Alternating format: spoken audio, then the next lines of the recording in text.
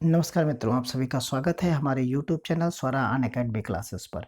हम यहाँ पर पढ़ रहे हैं एनसीईआरटी क्लास 9th की मैथमेटिक्स और इसमें प्रश्नावली चल रही है 4.4 और ये प्रश्नावली है चैप्टर दो चरों वाले रैखिक समीकरण की। और इसके पहले के वीडियोस हम अपलोड कर चुके हैं, वो आप अगर नहीं पढ़े हैं, अगर आप हमारे चैनल पर नए हैं तो आप सब्सक्राइब करना बिल्कुल ना भूलें और बगल में दिया हुआ बेल आइकन उसे भी दबाएं, जिससे आपको सबसे पहले नोटिफिकेशन प्राप्त हो। आइए शुरू करते हैं इस वीडियो को। और इस वीडियो में आज हम पढ़ेंगे कि दो एक्स अक्ष और वाई अक्ष के समांतर रेखाओं के समीकरण।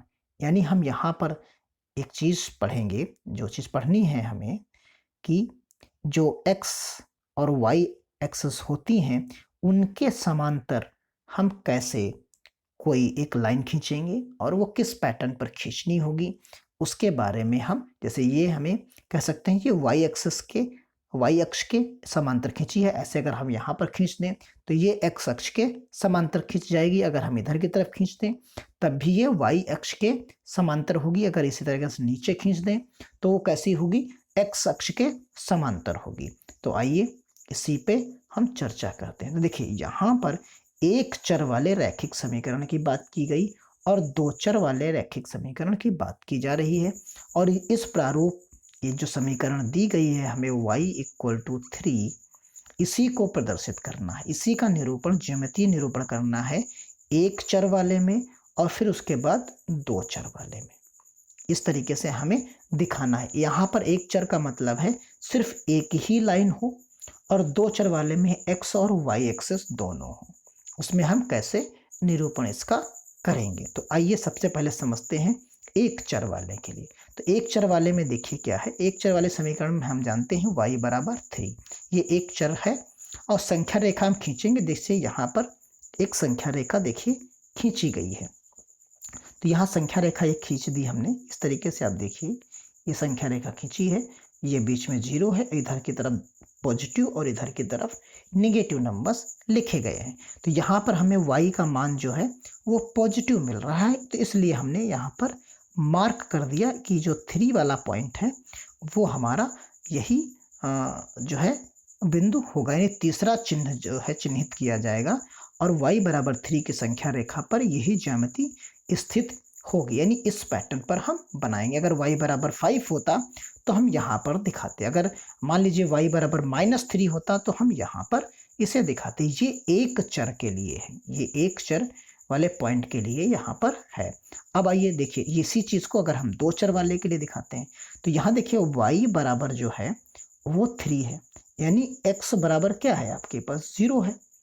तो यानी 0 का मतलब है कि ये पॉइंट कहीं यहाँ पर आएगा, इस जगह पर आएगा। अब यहाँ x इक्वल टू 0 होगा। अब इसी के पैरेलल एक लाइन हम यानी खींच देते हैं जो x एक्सिस के पैरेलल होगी। x एक्सिस के पैरेलल का मतलब है x इक्वल टू 0 हो और y का कोई मान हो, तो वो हमेशा x अक्ष के ही समांतर खींचेगी। अगर अभी हम कह देते हैं कि x इक्वल टू 2 है और y इक्वल टू 0 है, तो ये पैटर्न कुछ इस तरीके से यहाँ से बन जाता, इस वाले पैटर्न पे आके मिल जाता।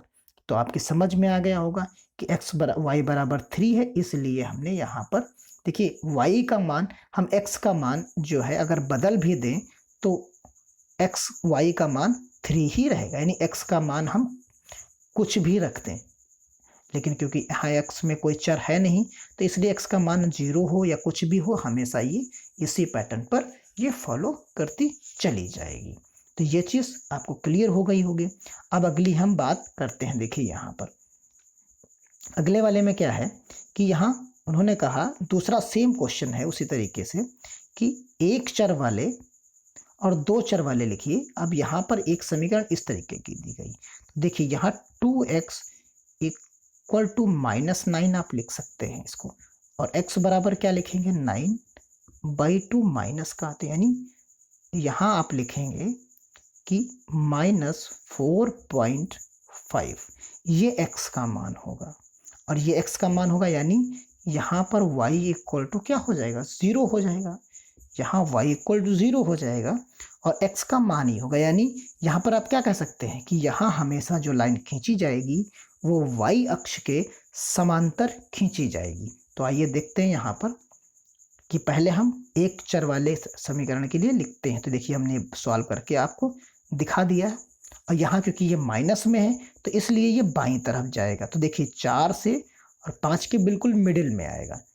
तो ये चीज़ यहाँ पर आप देख सकते हैं कि ये इसके अब मिडिल में है, ये 0 है। माइनस में होने की वजह से ये यहाँ पर आ रहा बाईं तरफ होगा, क्योंकि निगेटिव नंबर्स इधर की तरफ रहते हैं नंबर्स लाइन में और इधर की तरफ पॉजिटिव नंबर्स रहते हैं। तो ये चीज़ आपकी समझ में आ गई होगी। अब चलते हैं जो 2 चर वालों के लिए था। तो 2 चर वालों हमने बताया आपको कि ये तो हमारा y एक्सिस थी, ये हमारी x एक्सिस थी और यहाँ पर x का मान हमने निकाला है। तो ये चीज़ होगी, इसलिए ये y x अक्ष के ये समांतर होगी, क्योंकि x का मान यहाँ हमें जो दिया गया है वो मान हमें मिल रहा है -4.5 और यहाँ y का जो मान है वो 0 है। तो इस प्रकार हम इसका यहाँ निरूपण यानी रिप्रेजेंटेशन करेंगे, रिप्रेजेंट कर पाएंगे इस तरीके से। ग्राफ पेपर पर आप ग्राफ पेपर ले लीजिए और इस तरीके से इसकी लाइन खींच सकते हैं कि जो भी समीकरण दिए हों उनके आप यहाँ पर निरूपण आलेख बना सकते हैं। तो ये छोटी सी एक्सरसाइज थी, 4.4 थी। आज ये चैप्टर जो 2 चर वाला रैखिक समीकरण चैप्टर था 4 चैप्टर यह समाप्त होता है। अब हम पढ़ेंगे अपने चैनल पर 5th चैप्टर, जो अगला चैप्टर है उसे हम पढ़ेंगे 9th क्लास का। तो बने रहे हमारे चैनल पर। अगर आपने सब्सक्राइब नहीं किया है तो बिल्कुल सब्सक्राइब कर लीजिए। हम यहाँ पर पढ़ेंगे पूरी मैथमेटिक्स। धन्यवाद। जय हिंद, जय भारत।